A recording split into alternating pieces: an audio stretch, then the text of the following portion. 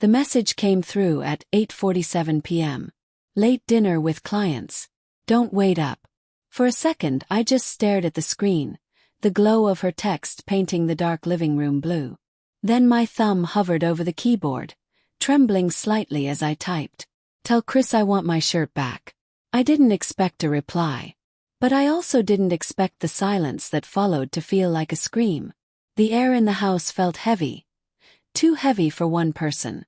The faint scent of her perfume still clung to the couch, floral and sweet, the kind that lingered even when she didn't. I looked around at the half-empty wine glass she'd left by the window, the jacket draped over the chair, and the lipstick stain on the rim. Every detail whispered of her presence, yet she was gone. Again.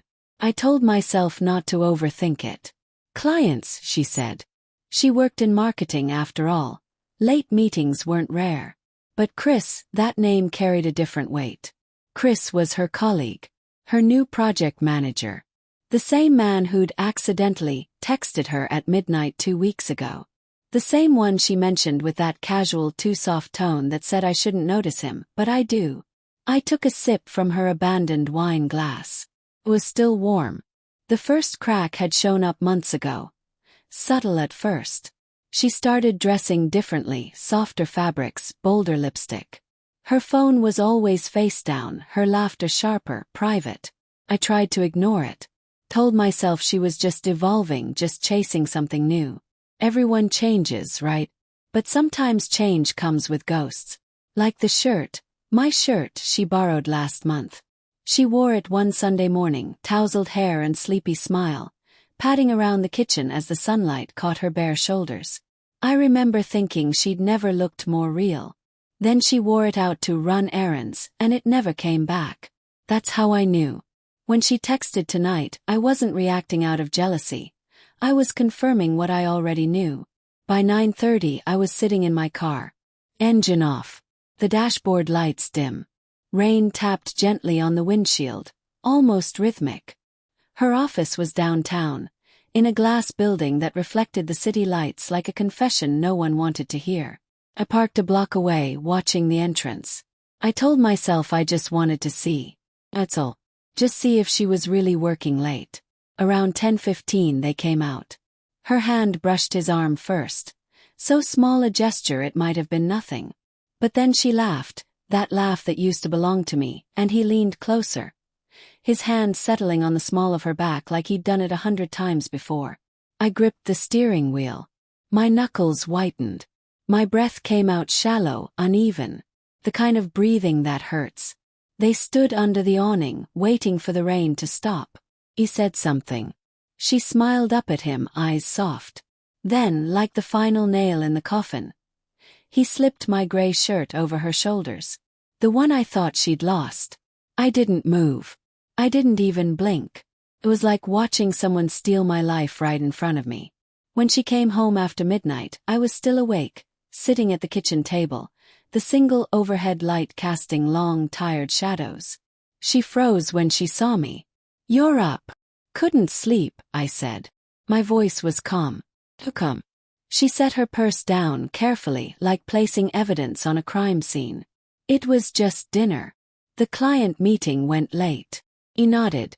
"With Chris?" Her eyes flickered barely. "He's on the same account. It's work, Tom." "Right." I leaned back, studying her. "You know what's strange? That shirt he was wearing tonight. It looked a lot like mine." The air split open. Her face went pale, then flushed. She opened her mouth, but no words came. "I went to get takeout," I continued. "Passed by your building. Saw you too."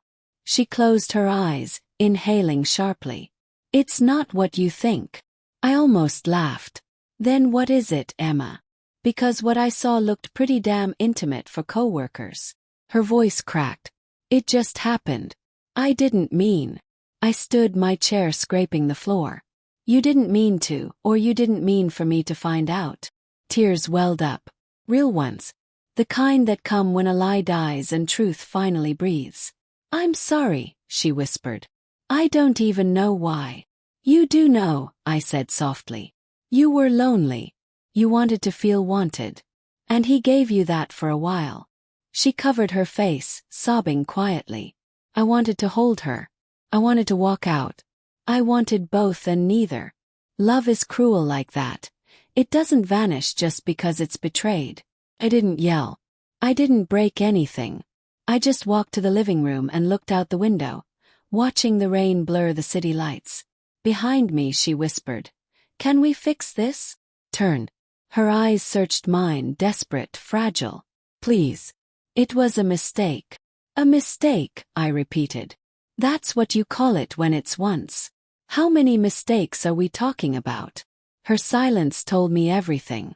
I picked up my phone, scrolled to the thread of her messages, and stared at her last text again. "Don't wait up." I deleted it, then turned to her and said, "You're right. I won't." I left her standing there, surrounded by the remnants of our life. The perfume, the wine glass, the empty jacket. It's been 3 weeks now. Sometimes I still smell her perfume in the apartment. Or maybe it's just memory playing tricks. I don't check her social media, though I know she's with him. I've learned that closure isn't something they give you, it's something you take. Last night, I found that old gray shirt stuffed in the back of my drawer. I almost tossed it, but then I noticed. Her perfume still lingered faintly on the collar. For a moment, I held it close, breathing it in one last time before I threw it out. Because some things, no matter how much they once meant, aren't worth keeping. And sometimes the real betrayal isn't that they lied to you. It's that deep down you kept believing them anyway.